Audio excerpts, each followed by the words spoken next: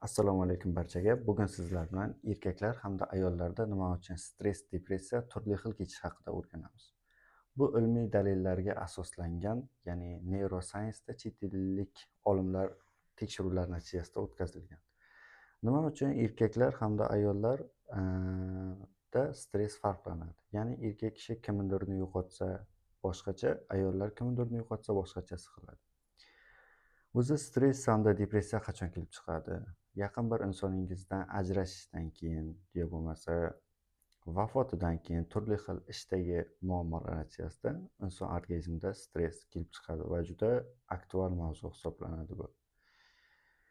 Farqi nimada? Birinchisi ayollarga keladigan bo'lsak, ayollarda siqilganda shunday gormonlar ajraladiki, ayol kishi siqilgan vaqtda juda kuchli og'riqlarni, ya'ni kuchli siqilishni qisqa vaqt davomida o'zida o'tkazadi. Ya'ni qisqa vaqt davomida kuchli siqiladi hamda kuchli depressiyaga tushadi. Lekin sog'ayishi turlicha bo'ladi. Ya'ni qisqa vaqt davomida kuchli stressdan keyin hamda to'g'ri sog'ayishga o'tadi hamda unda depressiya hamda stress belgilarini elementlari keyingi hayotida kuzatilmaydi. Erkaklarda bu boshqacha.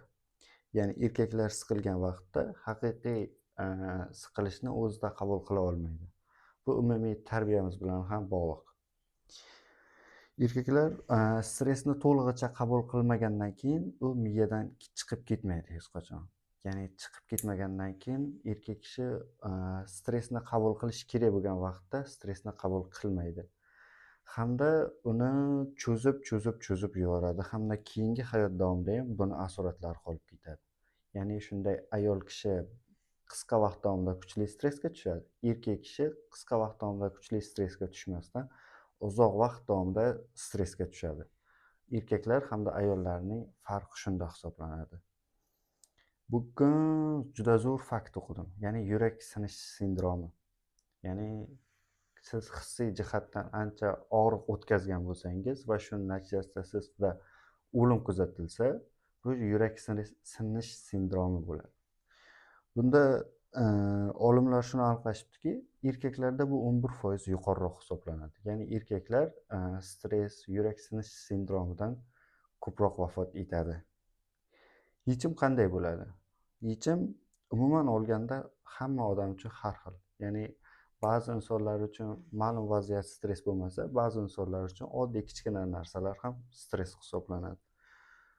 Stressga tushgan vaqtda iloji boricha yaxshi do'stlar bilan kayfiyat vaqt o'tkazish, shu kabi yaxshi omillar stressni yechishga yordam beradi. Bundan tashqari o'zbekchiligimizda ham juda ko'p keltiriladigan narsalardan biri, ya'ni ayol kishi stressga tushgan vaqtda o'zini dugonalari, ota-onasi, opa-singili bilan gaplashib, ichidagi stressni chiqarib yuboradi. Erkaklarda esa yo'q, aksincha do'stlariga, boshqa hech kimga aytishga o'zbekcha qo'pol qilib aytganda yuragi betlamaydi va shu unga yomon ta'sir qiladi. Umuman qisqacha farqi shunda. Shuning uchun erkaklar hamda ayollar o'ziga nisbatan psixologiyasini tushungan holda bu narsaga to'g'ri yondashish kerak. Bu YouTube'da ikkinchi videoyim edi.